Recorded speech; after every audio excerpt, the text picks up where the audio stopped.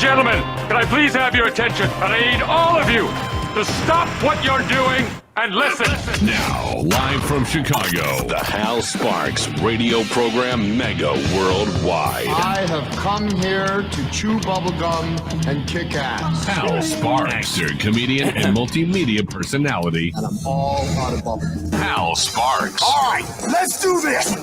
How are you this fine morning, Johnny Million? I'm good. What's that last "let's do this" from? That sounds so familiar. It's that was added by Chicago. So I want to say it's from Community. No, like a Parks and Rec something. I don't know. Okay. Yeah, but either way, it speaks to the quality of and the verve of the show, if I may use the word verve, and I think that I can this close to the holidays. Yes. Can I use the word pipe? No, not at all. That's off limits. As a matter of fact, we got to wait for the 7-second dump to catch up with us because that word is censored. Not because smoking one or Saint Nick is known to have one. Sherlock Holmes used to, but the way you use it it deals with anatomy. Right, it's gross. Yep. So yeah, it's exactly the issue. All right, so welcome to the show, everybody. It's Hal Sparks' radio program, Mega Worldwide. We're here every Saturday, and we appreciate you being here. If you're watching on the live stream at infotainmentwars.com or twitch.tv/Hal Sparks, we're everywhere. We're on Facebook, and we're streaming out live into your car right now. Relax. Yay! Hal Vickery gave us $25 for testing positive for COVID. Oh, no. He tested positive for COVID? That's terrible. Yeah, but he feels okay. All right. Well, that's the good part because he's been vaccinated and he's going to be just fine. And that's the lovely part. And Johnny has a cat on his lap. I have two foster kittens upstairs. I saw them on the Summer's feed. They look lovely. They're in Cam's room right now. He's got roommates. And just great stuff. So we're all set up for the holidays. The heat has been turned on, so my voice is a little dry. I have a little bit of a light scratchy, light cough or whatever, and I think it's just because because it's 46 degrees here, which in Chicago standards it's reasonable. You know what I mean? It's not a bundle if I were going to run. Yeah, that's absolutely right, and you more likely wouldn't because you'd be West Coast acclimated, which is terrible for runner's blood. But yes, it is. Yeah, it's pretty gnarly. Now, there's lots of stuff to talk about this week. Carrie Lake just announced that she's going to sue Katie Hobbs and Arizona for not electing her. And this is my surprise face. Yes, right. And I think that's great. I think anytime, I think that should be the standard for winners and losers in the country. If you win, just take the job. If you lose, you should sue till you get sue. Just sue it, because that's what people's time. It's what winners do. It really is. And then there, of course, there's a lot to talk about what's going on in Ukraine currently right now.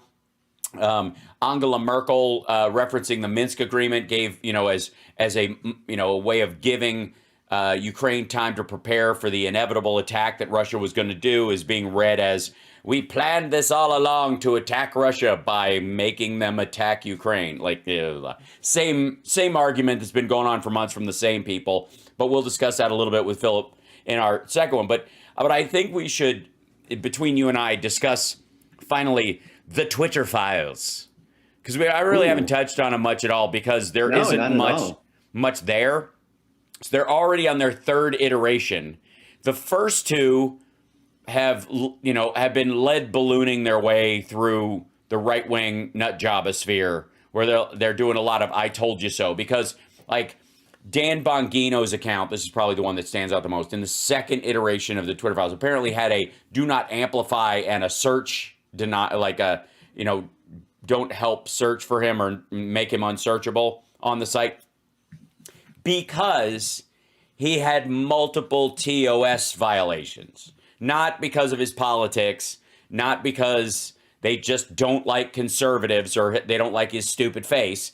It's because they literally were just saying, he's had this many violations for a time, because he doesn't seem to be learning his lesson. We're going to let him back on, but there should be a period which he's not as readily available as other stuff. Now, the fun part, if I may, sorry, I have to close my door because the cats have a story to tell.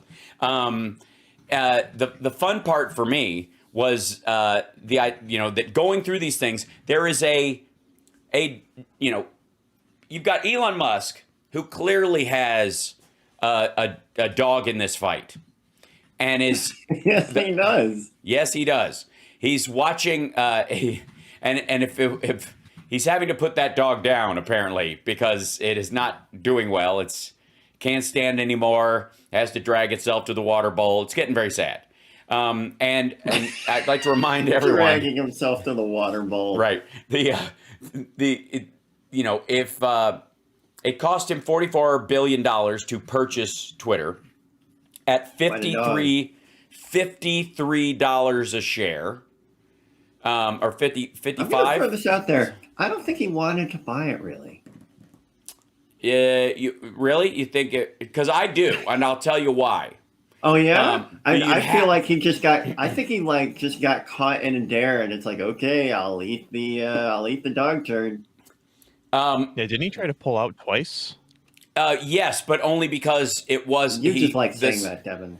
The stock quit it, you guys, because the stock price went down because he could have bought it at a cheaper price. He was, the goal was, just so you know, there is a monetary infrastructure that will come out, using Meta as a platform in a bunch of different areas. I mean, people are literally buying virtual real estate in the metaverse already for stupid amounts of money.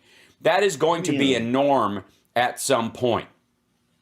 Mix that with an already existing monetary structure inside of video games like Call of Duty and others, where you transfer money into Call of Duty points and you use that to buy stuff in the game. You don't just buy it directly for cash, because you can also earn those coins in the games.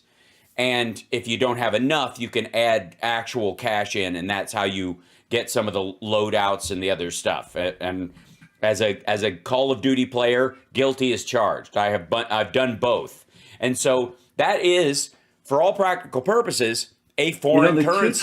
The two times that my finances have been compromised, like somebody got a hold of my PayPal, and another time someone got a hold of my credit card, they bought virtual stuff. Yes, right. Because they can transfer it without much of a, the trail is so digital, you can't find them physically. Exactly. So, they went and bought a bunch of armor for Fortnite or something, or and then you can sell it. These transactions they're not in line. Right. They're not in line with my normal spending. You didn't get the big banana suit in Fortnite. No, if somebody compromised my credit card and bought a banana suit, no harm, no foul. In real life, as long as it's not virtual. I mean, come on. So real life banana suit. There is. Think about this in terms, and this, sometimes you need a little bit of because let me explain something. Crypto is insane. We are all seeing it collapse, just like I said it would. It's ridiculous. I'm looking at it. I'm thinking it might be my time to jump in. Right? It is. Wait for the bottom, Johnny. That's all I'm saying. So now basically, and the irony, the beauty, the hilarity is that the very same people who are telling you gold is real money are the same people selling crypto. Exact same humans. Hilarious. Makes no sense. But that's for another day. But the idea that you convert physical money into a digital currency and then back into physical money happens all the time. You use a debit card, for example, but it's representative of a dollar is a dollar is a dollar, whether it's in physical form or not. The difference is that when you create a secondary monetary system like Call of Duty points, or you just buy credits for ads on Facebook at a certain price point, which is technically a conversion, you are still adding to the monetary value of both of those entities, both Activision and Microsoft, or Facebook, Meta. And from that, they slice off a piece. that their service that they're providing you for allowing you to buy stuff through there is a lucrative business model, okay?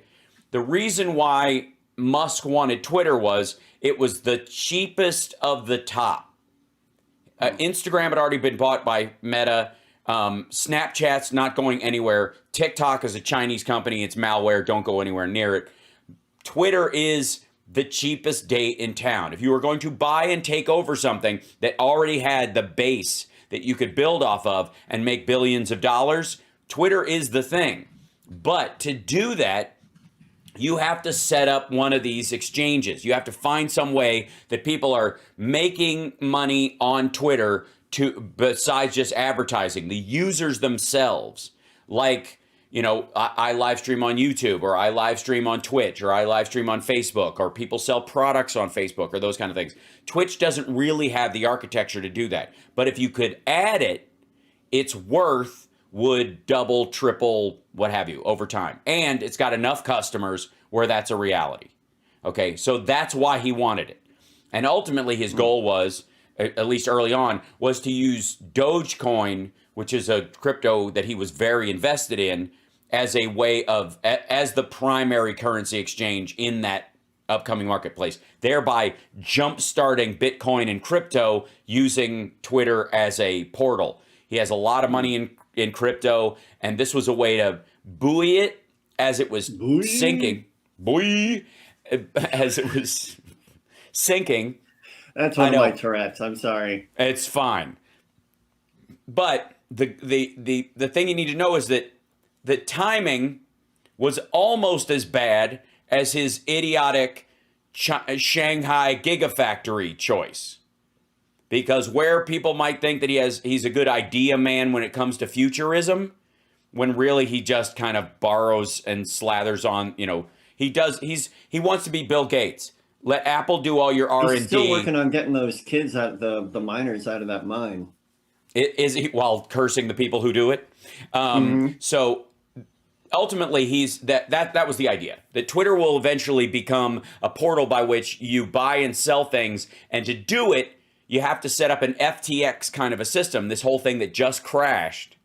You have to set that up within Twitter, where you put money into Twitter using your credit card, your debit card, or some other source, a gift card, what have you. Like you can do GameStop cards and that whatnot. And then, while it's inside the internal structure of Twitter, it exists as Dogecoin with its ups and downs. And then when you want to get money out of it, if you're on the other side of a pay transaction, you get it out in cash by selling Dogecoin that you have because someone else gave it to you. That's it. Meanwhile, both giving Elon Musk a slice of money from the transaction fees itself, and buoying Dogecoin as a worthwhile coin. I'm going to reach through the... I'm really happy with myself. It's good. No, it's good. I like it. I need it because this is so dry and annoying to me. But to raise that up so that he could make money off his investment in Dogecoin. That's essentially that's what he was thinking when he was smoking pot late last year, coming up with this stupid plan. I'm telling you, he was gaming Call of Duty. He plays all the time, and he was smoking weed, and he was going, I've got it. If I can make Call of Duty points a thing using crypto in Twitter, then it's worth, 200 billion instead of 50. That was the idea. The problem was his timing stinks, and he doesn't think that kind of stuff through. And he also doesn't know how it works at all and didn't bother to do any of the research, and so it started to collapse. We've got to take a break. When we come back, we'll dive into the beginning of the Twitter files and the irony that the third iteration of the Twitter files actually point to the fact that one of the guys working at Twitter is a huge Trumper and was jonesing to let the cat out of the bag whenever Trump got in trouble, but ignoring the fact when lefties got in trouble. Fascinating. We'll be back right after this. It's the Hal Sparks radio program, Mega Worldwide. Don't forget to give us a thumbs up, like, and subscribe if you're watching us on any of the streams, wherever you are. If you're just listening on the radio, just smile. You're going to be all right. We'll be back in a little bit.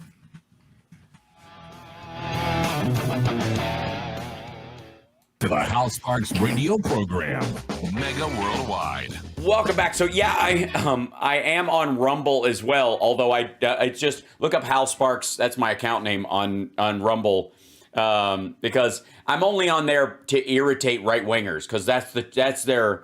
They think that's base. They think they're safe there or something like that. That's their little cul-de-sac, and they're like, leave us. It's their safe space, to use the vernacular of the time. Now, right. So we've had the first of the Twitter files was done by Matt Taibbi, a guy who started his career by having a misogynistic e-zine in Russia, making fun of expats and how they would sexually harass the Russian women in their office. That is so weird, because same. Yeah, that's right. That's where you. It was. That was your initial job order. It just didn't go as far, because yours was in crayon. And yeah, I'm not good at it. And my idea of misogynistic jokes is it's apparently adolescent. Far too polite. It doesn't work. Yeah. I'm way too polite. Yeah, you couldn't even what was that? Kevin's Mom Has Got It Going On. I remember when that song would come on and you would blush. You're just terrible at it. Yeah. So Matt Taibbi did the first round. Then Barry Weiss, who is a female and is not a soul singer who we lost. Well, that's a different person, just to clarify. That's Barry White. Did the second round, also a dud. Third one is up, and this one is thread, the Twitter files, titled The Removal of Donald Trump, Part 1, October 2020 to January 6th. Now, this is from a thread. So when do you think the removal of Donald Trump from Twitter really gathered steam in that time range from October 2020 to January 6th? Was there anything in particular that really... There's a lot of Christmas tweets, I bet. There were a lot of Christmas treats. That didn't do it. No. New Year's, nothing. Nothing on New Year's. No. December 14th, was the day that they had to turn in the electoral votes, certify all the state elections. Yeah. That would have been one of them. All right. So this is from Taibbi's thread, which, by the way, he and Barry Weiss signed an agreement that they can write these things on their own Substacks and whatnot and make as much money, but they have to first publish them on Twitter, basically to drive up traffic. This is what this is for. So I'm doing it so you don't have to. The world knows much of the story of what happened between riots at the Capitol on January 6th and the removal of President Donald Trump from Twitter on January 8th. No, they don't. Not on the inside, anyways. That's me speaking. That's ridiculous. We know that he fomented this attack, and with his whole, like, we're going to walk down there, and I'm going to go with you, and we're going to go down peacefully and patriotically. But if they don't do what we need, you're going to have to be strong, or you won't have a country left. You should have fight. Which is basically like, don't destroy anything on the way to keep your powder dry. Wait till you see the whites of their eyes kind of talk but from an idiot. We'll show you what hasn't been revealed. The erosion of standards within the company in the months before J6, decisions by high-ranking executives to violate their own policies and more against the backdrop of ongoing documented interaction with federal agencies. This first installment covers the period between the election through January 6th. Tomorrow, Schellenberger will detail the chaos inside Twitter on January 7th. Yeah, because why bother writing articles about the chaos in the Capitol on the 6th? On Sunday, Barry Weiss will reveal the secret internal communications from the key date of January 8th, when Trump is still trying to foment violence in the country. Whatever your opinion on the decision to remove Trump that day, he violated the terms of service, and he did check a box when he signed up. He checked that box. Oh, he did. The internal communications at Twitter between January 6th and 8th have clear historical import. This is the part where, by the way, they're like, we know this is a dud, but we're part of history because we should tell you how the conversation went, which was there was a big back and forth. Now, are we seeing in this thread the undoctored, are there links in this thread insofar as I've seen that lead you to, here's the whole conversation? What do you think the answer is to that question? Johnny Million from Chicago, Illinois. Give it a stab it up. You buzzed in first. What do you think the answer is to, are these things sourced, and is the context of the greater conversation actually shown in this Twitter thread? Dun, dun, dun, dun, dun, dun, dun. I'm going to say no. I think there might be some cherry picking. Ding, ding, ding, ding, ding. We have a winner. Ladies and gentlemen, not only are you not seeing links to these messages that are put in here as examples of bias and whatnot, you are seeing, wait for it, photographs, pictures. What? Somebody took like pictures with their phone of the monitor? They're screenshots of stuff. And so like literally a screenshot shot. Yeah, well, that's what Barry Weiss did. Matt Taibbi literally is just clipping stuff off of his screen. But the point is, it's not searchable. You do not have the database to look at it. You know, maybe they will in the future, but it's very telling that they're not doing it right out of the gate. And by the way, if there were ever a situation where Elon Musk could flip a switch and say they have special footnoting ability where they could put in a lot of other links, like we can only put one link in, right? But, you could put in 7 links on something. Believe me, these guys would be allowed to do it. Flip of a switch. It would not, a digital switch, even at that, of a mouse click. So he shows the first one he shows.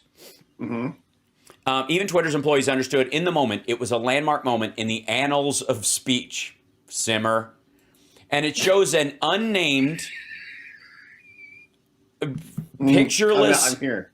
I'm listening. It's an unnamed, pictureless account because it's been redacted with the time they posted it in the day, but not the date, which I don't know what the hell that is. And the statement from the employee is this the first sitting head of state to ever be suspended?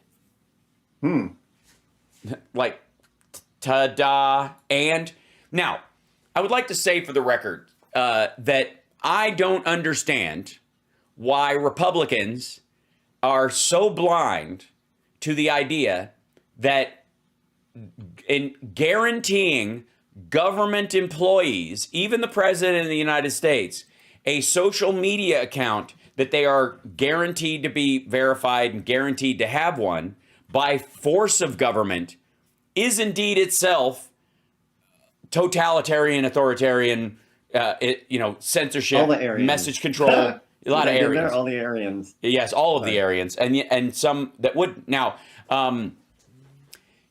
because if the government can go, yeah, you can start a social media network, but you have to give the president of the United States an account. Just saying it in those terms, I think any right-winger would recognize that's nuts. Yeah. You know what I mean? It's like saying you can open a restaurant, but you have to have a small special chair set there for the governor all the time in case he wants to come in and eat. You can open up a mall, but you have to have one of the dressing rooms assigned to the Secretary of State. She has to come in, she can come in and try on things whenever she wants, and it must always be available.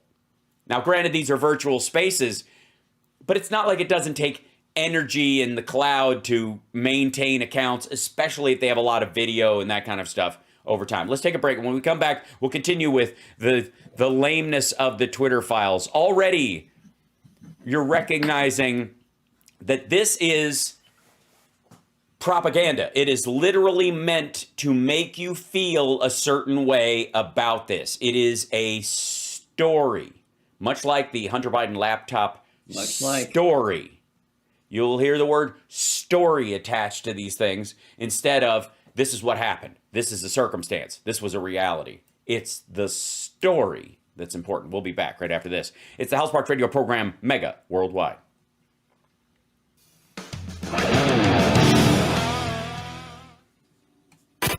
You're locked into the Hal Sparks Radio program, Mega Worldwide. So the languaging on the Twitter files is very, I almost feel like they need lightning sound effects behind them because of how Matt Taibbi is trying to polish this piece of dog excrement and turn it into ancient aliens. So number 6 in the thread says, as soon as they finished banning Trump, Twitter execs started processing new power. Wouldn't you put their new power, right? Because they always had They're power. Processing new power. I don't know. They prepared to ban future presidents and White Houses, perhaps even Joe Biden. The new administration, says one exec, will not be suspended by Twitter unless absolutely necessary. Right.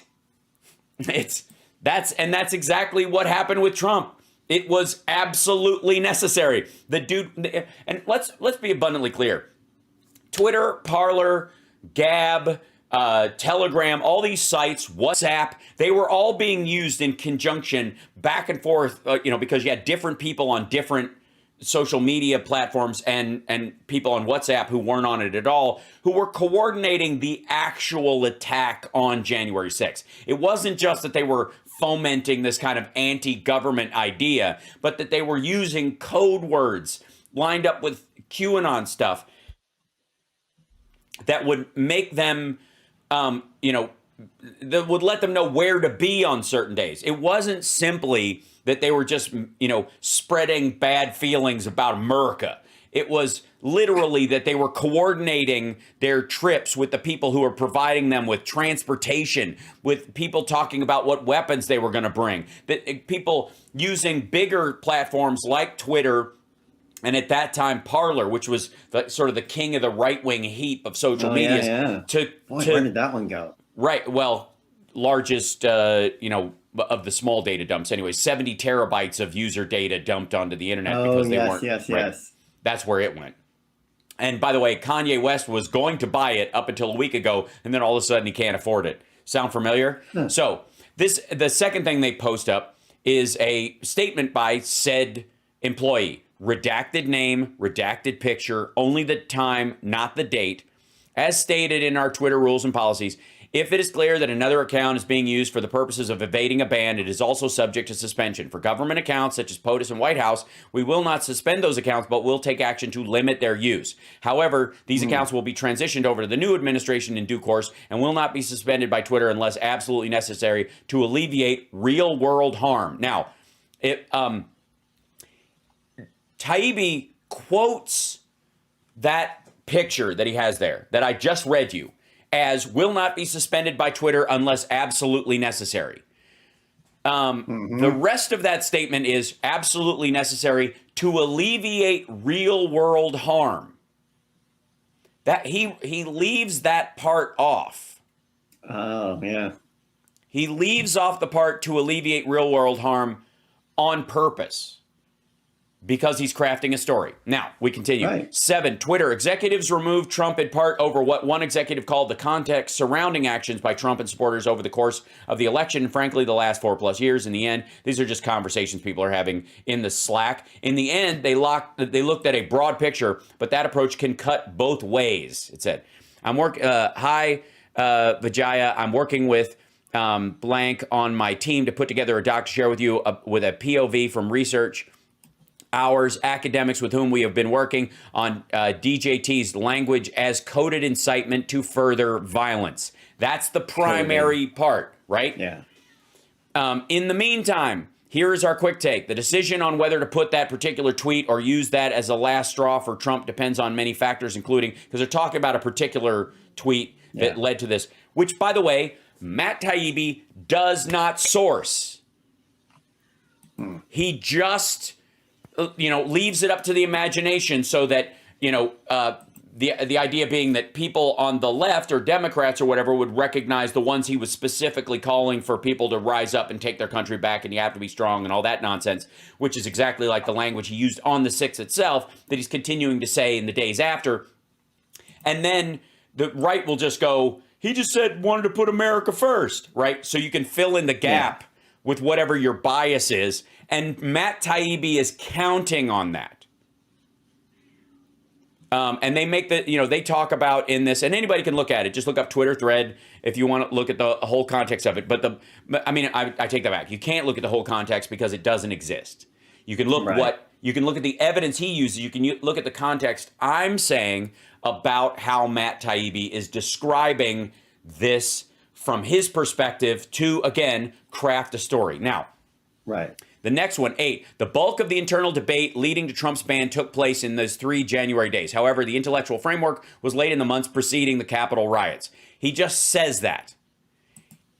There is no reference to that. There is no link in that one. There is no picture in that tweet. It is simply, you have to take him at word. Before Jan 6, Twitter was a unique mix of automated rules-based enforcement and more subjective moderation by senior executives, as Barry Weiss reported, lamely, by the way. The firm had a vast array of tools for manipulating visibility, most of which were thrown at Trump and others pre-J6. Now, he's got "and others" in parentheses, meaning, by the way, left-wing accounts, Antifa accounts, BLM accounts, famous left-wingers that, called on or were okay with violence or wished harm on somebody who got their accounts suspended. That's the "and others." The important thing, though, is that Trump is the main one. He's the victim here. As the election approached, senior executives, perhaps under pressure from federal agencies with whom they met more as time progressed. By the way, perhaps under pressure is carrying a lot of weight there. He's got access to their Slacks. If they felt pressure from federal authorities, they'd have said it there, because they would have spread that pressure out, because they weren't getting it individually. It wasn't like they're going, "Sam, look, you better get people on board and don't tell anyone, or we're going to come down on you. It's black helicopter Can we time." go back to you saying that someone has access to their Slacks? Yes. I just think it's hilarious that, there's a lot of fidgeting in their Slacks. There's a lot of there's evidence in those Slacks. There's conspiratorial pocket pool going on all throughout this whole thing. As the election, increasingly increasingly struggled with rules and began to speak of Vios as pretext to what they would like to have done anyway. So some of them hate Trump, think he's disgusting, and they're openly talking about that. Others support him or like the trolling aspect of it, and so they want him on there. And so there's conversations about, like, look, this guy's been doing this. This didn't come out of nowhere. He's been fomenting violence against, trans people and gay people and minorities and all this stuff and immigrants this entire time. Now he's attacked the Capitol, and it's just going to get worse.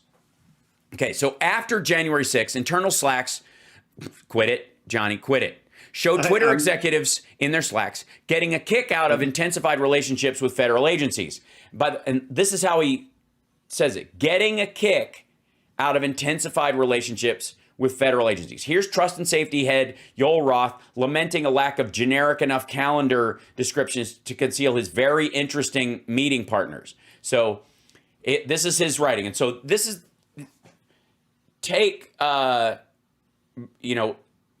in context, or I guess the lack of context that Taibbi shows in the rest of the conversation, where Yoel Roth is saying, as it happens, I'm a big believer in calendar transparency, but I reached a certain point where my meetings became very interesting to people, and there weren't meeting names generic enough to cover. Anyway, let me know.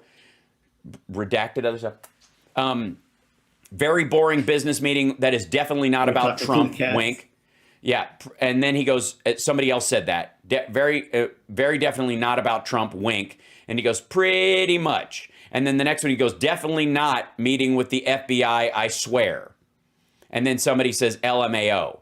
The idea being is that you can't take from that Yoel Roth is trying to hide or run from the idea that they're discussing Trump at all. Even though these are internal Slacks, the idea that the rest of the company can see it. They can see it poking through your Slacks. So, including your boss, including Dorsey, including the legal, everybody, right? This is a company. We're not looking at their WhatsApps. We're not looking at redacted DMs, right? Mm-hmm. So, crucial to this. Okay, so number 12. These initial reports are based on searches for docs linked to prominent executives whose names are already public. They include Roth, former Trust and Policy Chief Vijaya Gad, and or G'day, and recently plank walked Deputy General Counsel and former top FBI lawyer Jim Baker.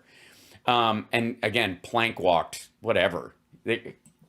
Elon Musk let him go because he was vetting this material. He was like, why is this guy vetting it? And then all of a sudden, unvetted, some of the docs get out and it gives away Jack Dorsey's personal email address. That's why. So, number 13, one particular Slack channel offers a unique window into the evolving thinking of top officials in late 2020, early 2021. Does it now? Well, are we going to see that one particular Slack channel in all of its unexpurgated glory? No, we're going to see another photo shot of the same kind of tech speak about what does this qualify under? How do we do this? It's the president's account. Can we do it? Should we do it? And then just the whole thing is, hey, everyone, starting tomorrow, October 9th, until November 15th, this channel will be used for the following reasons related to the U.S. 2020 elections. Trends identified that require special investigations, high-profile accounts escalations that potentially require soft interventions, scalable solutions required, edge cases of XFN consultation, highlight tech issues, bugs, tools, outages, JIRA tickets. This is an enforcement channel between TAMP and TWS to help speed up our response related to election issues over the coming weeks. GET will start providing a handover starting at APAC shift tomorrow. Like, this is the kind of stuff every company, every social media company has to do this kind of stuff. But but what they're trying to do, I would argue, in number 14 of the current Twitter threads of number 3 is he is trying to dazzle people with tech speak. Look at all the technical machinations that go on. This is how everything is talked about there.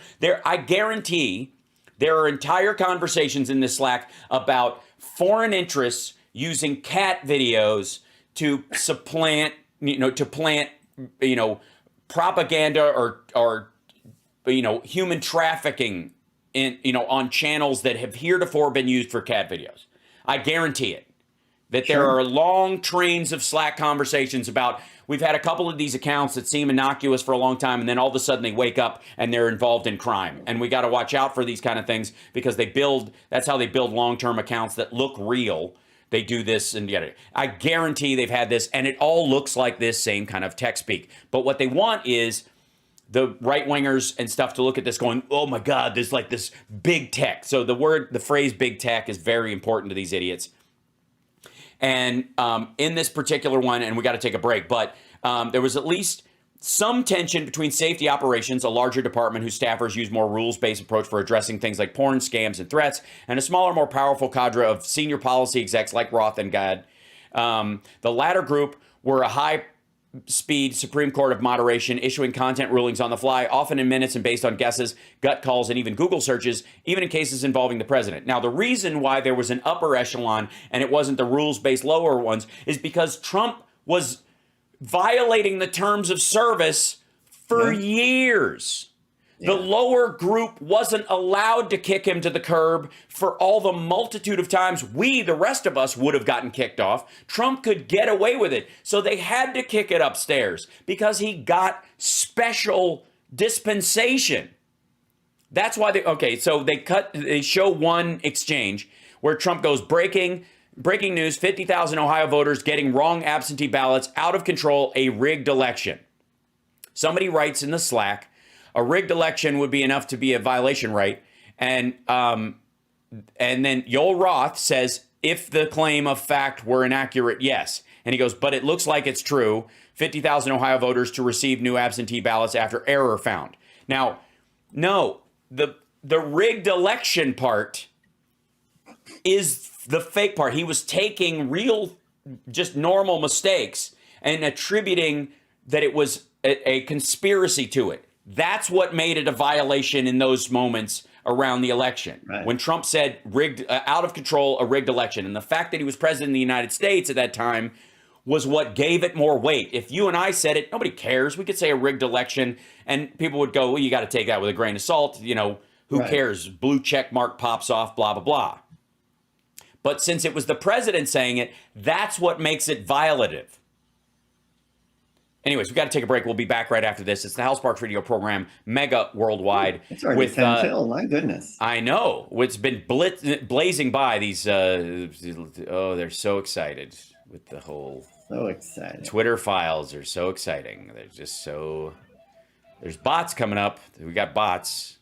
Yay, Dodson. bots. We got Dodson here. We'll be back after this. Attention, attention, stop what you're doing. Because we're coming back to the Hal Sparks radio program, mega worldwide. Oh my God! They went a little crazy with it, and I appreciate it. Now let's get back with Hal Sparks radio program, mega worldwide. One of the big things in this is what Matt Taibbi and arguably Elon Musk wants Matt Taibbi to take from what he's seeing and what he wants to present to the American people as a curated reality. Because make no mistake about it, that you can see it in the hedging language throughout the Twitter files as they're released, that both sides of the political aisle were affected almost evenly by this, but the focus must be on this right-wing grudge. And that is the marching order Elon Musk has given to Matt Taibbi, and Matt Taibbi is marching to that drum.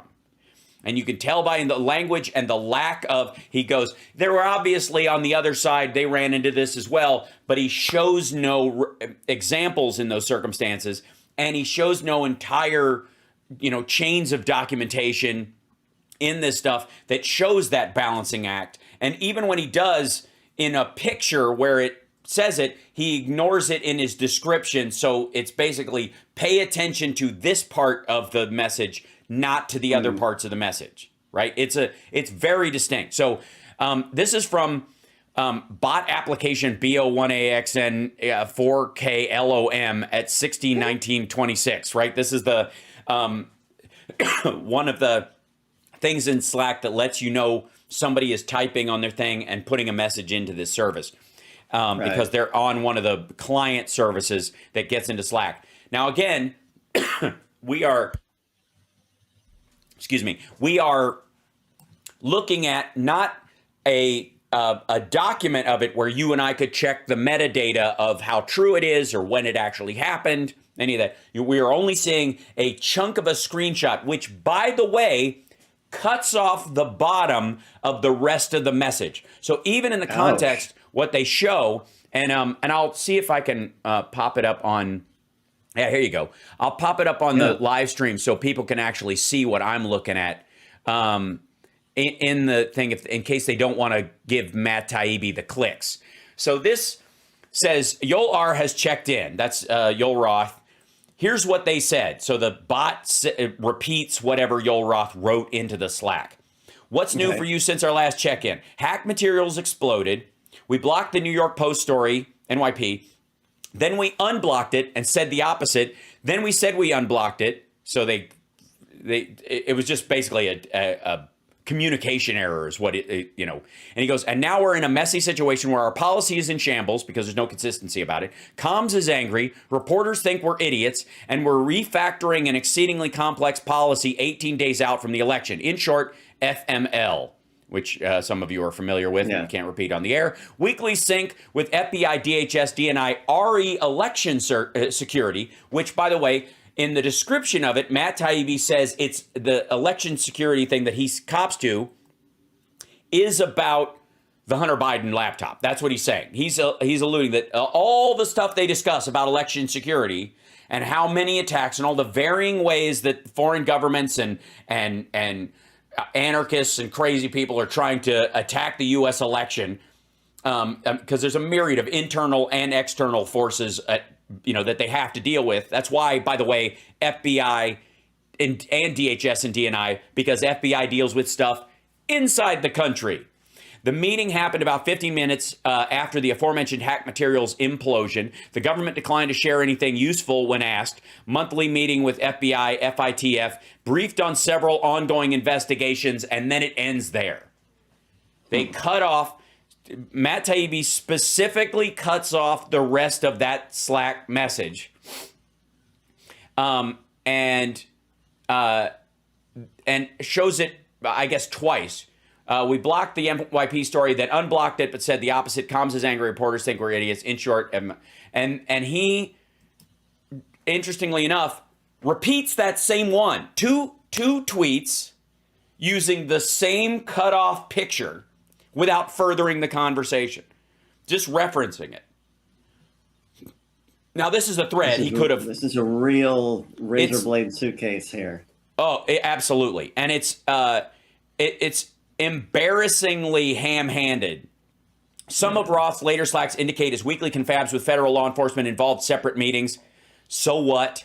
Here he ghosts the FBI and DHS, respectively, to go to an Aspen Institute thing, then take a call with Apple. So again, if you're making the case, and he is, Matt Taibbi is making the case that the federal government, the FBI, was controlling Twitter, making them behave in a certain way, and using Yoel Roth as his primary reference for all this stuff while giving half messages from that stuff. He goes on to show that Yoel Roth blew off meetings with the FBI and DHS.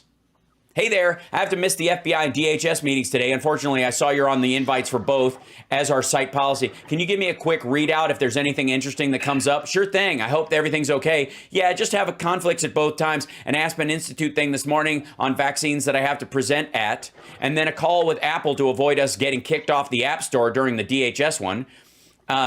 Those both seem very important, says Patrick Conlon. Indeed. Yeah. He's doing practical corporate business that supersedes and is more important than the FBI and DHS election security meetings that he's supposed to have as an executive that's specifically tasked to handle some of this stuff. But, and this is, by the way, in the middle of Matt Taibbi trying to convince us that the FBI is controlling Twitter at this point. It's so lame. Yeah. And none of it goes anywhere. Okay, so here we go. Here, the FBI sends a report about a pair of tweets, the second of which involves a former Tippecanoe County, Indiana counselor and a Republican named John Basham claiming between 2% and 25% of ballots by mail are being rejected for errors. And he goes, you have a moment ready. Let's see. This is from there. We got a report from the FBI concerning 2 tweets. In this, he goes, I believe was deemed no vio on numerous occasions. So it's, occasions. So it stayed up. The FBI's second report and Phil's joining us in just a moment. I can hear him in the background. Will be with us in a second. The FBI's second report concerned this tweet by John Basham, which was the Democrats are in complete panic as their massive push for vote by mail is backfiring on them. 2 things unfolding. An unexpected number of registered Republicans are returning ballots. Between 2% and 25% of ballots by mail are being rejected for errors. And that was it. That's the one we just saw a reference. The FBI was like, this guy's saying that and that 2% and 25%, is a huge range. What's he talking about? Yeah. Is he meaning, if he's saying in Indiana, that's a lie. If he's saying nationwide, of what is his standard, he's just making it up. That a quarter of ballots are being kicked out, meaning they're fake. It's part of a building narrative the Republicans pushed for. They really want that to be true. And he referenced the same kind of stuff again and again. Like, this is the group that decides to apply a learn how voting is safe and secure label because one commenter says it's totally normal to have a 2% error rate. Roth then gives the final go-ahead to process and initiated by the... Yes, we'll just use a label that says, know the difference between errors and a strategic attack on the election by Democrats or something. Like, it's... Of course that's what they're going to do. I mean, this just proves that whether it's in a corporation or a government, the Republicans have no idea or don't care how to run anything that has any responsibility to anyone other than their side. That's the problem. We got to take a break. But when we come back after the news, we will talk to our dear friend Philip Bittner, who's live and in Ukraine right now and is dressed for the weather, I will say. That's all I'm going to say. He is dressed for the weather. We'll be can't back. wait to see.